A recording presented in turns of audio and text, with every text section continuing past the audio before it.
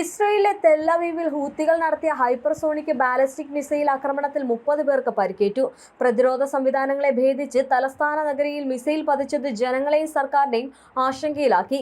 കഴിഞ്ഞ ദിവസം പുലർച്ചെ 4-നായിരുന്നു തെല്ലവീവിൽ ഹൂത്തികളുടെ മിസൈൽ ആക്രമണം നടന്നത്. തെല്ലവീവ് ആക്രമണത്തിൽ ഇസ്രയേലിന്റെ ബാലിസ്റ്റിക് മിസൈൽ വിമാനത്താവളത്തിനെ ലക്ഷ്യമിട്ടാണെന്ന് ഹൂത്തികൾ പ്രസ്താവിച്ചിരുന്നു. ഹൂത്തികളുടെ നിയന്ത്രണത്തിലുള്ള യമൻ തലസ്ഥാനമായിട്ടുള്ള സന ഹൈദദ തുറമുഖം എന്നിവിടങ്ങളിൽ 2 ദിവസം മുമ്പ് ഇസ്രയേൽ നടത്തിയ വ്യോമാക്രമണങ്ങളിൽ 9 പേർ കൊല്ലപ്പെട്ടിരുന്നു. ഇനിയും തിരിച്ചടി നൽകുമെന്നാണ് ഹൂത്തികളുടെ മുന്നറിയിപ്പ്. മിസൈൽ ആക്രമണം തടയുന്നതിൽ ഇസ്രയേലിന് എയർ ഡിഫൻസ് സിസ്റ്റം പരാജയപ്പെട്ടു എന്നാണ് വിലയിരുത്തൽ.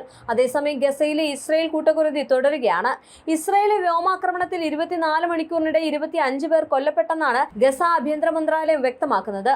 മധ്യ ഗസയിലെ നുസറത്ത് ക്യാമ്പിലെ ആക്രമണത്തിൽ 5 കുട്ടികളടക്കം 7 പേരും, ഗസ സിറ്റിയിൽ വീട്ടിൽ ബോംബിട്ടതിനെ തുടർന്ന് 7 കുട്ടികളും 2 സ്ത്രീകളും അടക്കം 12 പേരും കൊല്ലപ്പെട്ടു. ഗസയിൽ ഇസ്രയേൽ തുടർന്ന ബോംബാക്രമണങ്ങളെ ഫ്രാൻസിസ് മാർപ്പാപ്പ അപലപിച്ചു. ആക്രമണം വംശഹത്യയാണെന്ന് രാജ്യാന്തര സമൂഹം പരിശോധിക്കണമെന്ന മാർപ്പാപ്പയുടെ പരാമർശത്തെ ഇസ്രയേൽ വിമർശിച്ചതിന് പിന്നാലെയാണിത്. അതേസമയം വെടിനിർത്തൽ ചർച്ചയിൽ പുരോഗതിയുണ്ട് എന്ന് അമേരിക്ക അറിയിച്ചു. 2ാമത്തെ തവണയാണ് ഹൂത്തികൾ ഈ ആക്രമണം നടത്തുന്നത്. നേരത്തെ യമനിൽ ഹൂത്തികൾ വിക്ഷേപിച്ച ഹൈപ്പർസോണിക് ബാലിസ്റ്റിക് മിസൈലുകൾ ഇസ്രയേലിലെ തെല്ലവീവിൽ പതിച്ച് 16 പേർക്ക് പരിക്കേറ്റിരുന്നു. വെള്ളിയാഴ്ച രാത്രിയായിരുന്നു സംഭവം നടന്നത്. തെക്കൻ തെല്ലവീവിലെ പാർക്കിലാണ് മിസൈൽ പതിച്ചതും. ഫലസ്തീൻ 2 എന്ന പേരിട്ട മിസൈലാണ് ഹൂത്തികൾ അയച്ചിരുന്നതും. കൃത്യമായ സ്ഥലത്താണ് മിസൈൽ പതിച്ചത് എന്ന് ഇസ്രയേലിന്റെ എല്ലാ പ്രതിരോധ സംവിധാനങ്ങളെയും മറികടക്കാൻ സാധിച്ചെന്ന് ഹൂത്തി വക്താവ് യഹിയ സാരി പറഞ്ഞിരുന്നു. ഗസയിലെ തങ്ങളുടെ സഹോദരങ്ങളെയും കൂട്ടുകൊലയ്ക്കും യമനിനെതിരായിട്ടുള്ള ഇസ്രയേലിന്റെ ആക്രമണത്തിന് മറുപടിയായിട്ടാണ് ഈ ആക്രമണമെന്നും സാരി കൂട്ടിച്ചേർത്തു. ആക്രമണം ഇസ്രയേലിന്റെ $1 മില്യൺ പ്രതിരോധ സംവിധാനങ്ങളെ പരിമിതി വെളിപ്പെടുത്തിയിട്ടുണ്ട് എന്നാണ് അൽ അസദ് വ്യക്തമാക്കിയത്.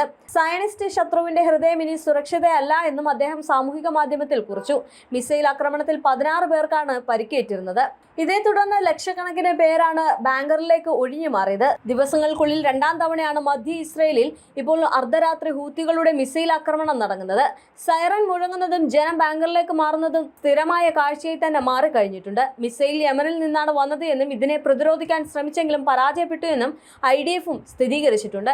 മിസൈൽ പതിച്ചതിന്റെ ആഘാതത്തിൽ സമീപത്തെ കെട്ടിടങ്ങൾ വലിയ രീതിയിലുള്ള കേടുപാടുകൾ സംഭവിച്ചിട്ടുണ്ട് എന്നും IDF വ്യക്തമാക്കി.